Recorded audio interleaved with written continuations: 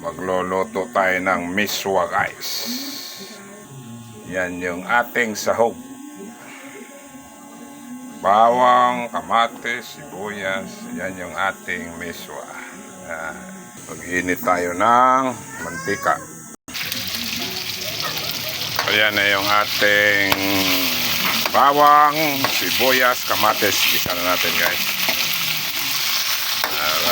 Ano na, mga simpleng ulam lang to guys. Ulam ng mga pobre. Ayan, madaling maluto. Ilagay na natin yung ating sahog na inihaw. Inihaw na tambakol.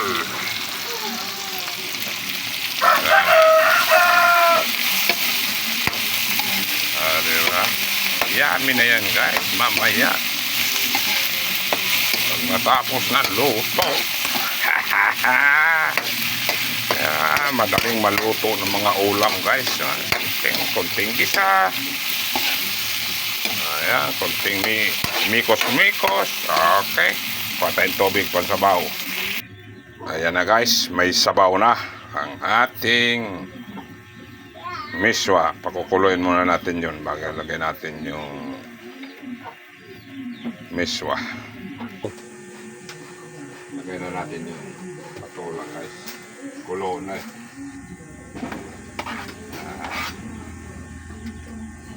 Ayan ang ating patola. O, diba? Miswang patola.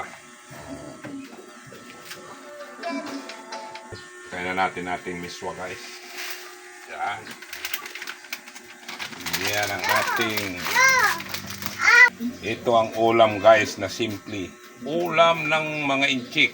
Miswa. Ano ha? Inchik ang pangalan.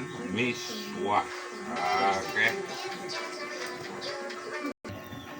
Ayan na yung ating lotong miswa guys na patsamba. Pero masarap yan guys kahit patsamba. Antayin na lang natin itong maluto. Dinamihan kong sabaw kasi maya maya sinisip-sip ng wison matutuyo eh. Pakuloyin muna natin. Hanggang maluto guys. Diba? Sarap yan, sarap. Ayan na mga guys, luto na ang ating miswa. Diba? Yummy yan. Bye-bye.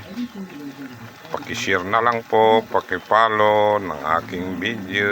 Maraming salamat.